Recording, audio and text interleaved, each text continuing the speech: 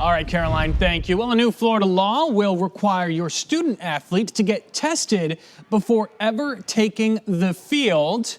But now a first of its kind law is actually making it a little bit easier. But what may seem like just another trip to the doctor, well, it could actually be a simple step to save thousands of young people's lives. Joining us this morning to explain what families need to know and how these screenings could help save your kids' lives, Dr. Sal Anzalone, the Director of Pediatrics for Healthcare Network. Good morning, Dr. Sal. Good morning. Welcome. Good morning. Yeah, Doctor, I wanted to ask you, can you kind of explain what this law is? And for those who don't know, maybe what an EKG is and why a child might need one. So the Second Chance Act or law was named after Chance Gaynor, second chance, giving everyone who has an issue, maybe having them a second chance in their life by picking some things up. So Chance Gaynor was an 18-year-old boy who's a football player in high school who died suddenly on the field, sudden cardiac arrest. So we know that this happens in athletes, and in fact, it's the #1 reason why there might be a death in a school, is a sudden cardiac arrest. So this law came because we recognize that if we were able to kind of track and evaluate, kids who are athletes who are playing beforehand, we might be able to save lives. So the law requires an EKG. An EKG is a simple, very non-invasive way of looking at the electrical impulse of the heart. So little stickers that get placed on the chest. It takes minutes to perform. There's no electricity that runs through the body. It just monitors. People wear watches that check, their ECGs, and those are 1 lead. This is a 12 lead, so it's a really specific test. And this test adds value to what is going on in the heart, because honestly, when you do a sports physical, most people know about sports physicals, right? You're going to pick up about, the physical exam, 10%. With physical and history, 20%.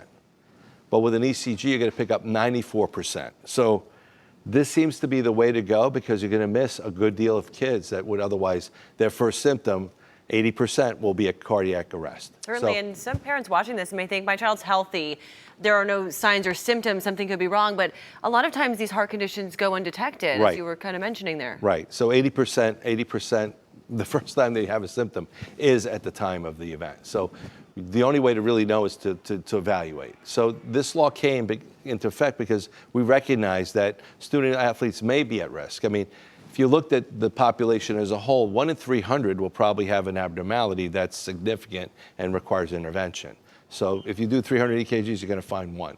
And so you and I were kind of talking, we're talking about kids around 13 years old, right around the time that they're starting high school sports. I know, right, kids will obviously participate in sports, maybe in middle school. Why is that age so important to get this done? So we know that, kids develop over time and the left side of the heart could change over time. So entering into high school is #1, it's a little different activity, the strenuousness of it, of the sport itself, because it's not just that, your child is normal, but if you're putting them into heat and extreme activity, they might have an issue. So high school sports seem to be the area where you might see it.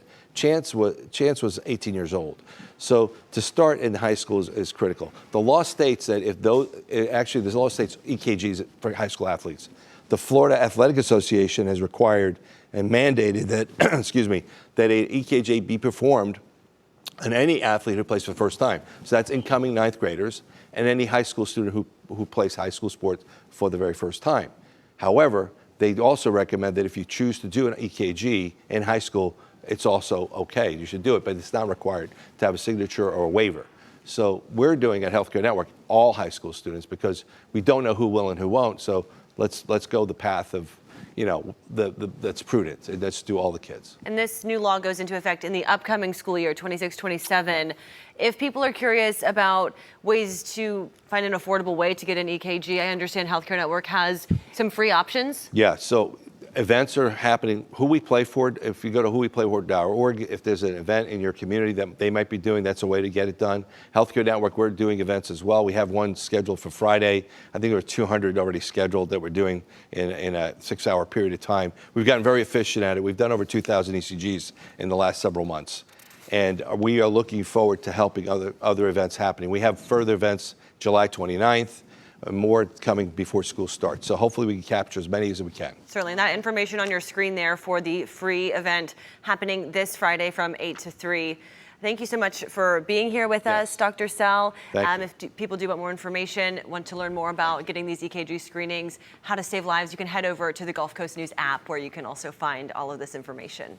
Thank you. Thank you.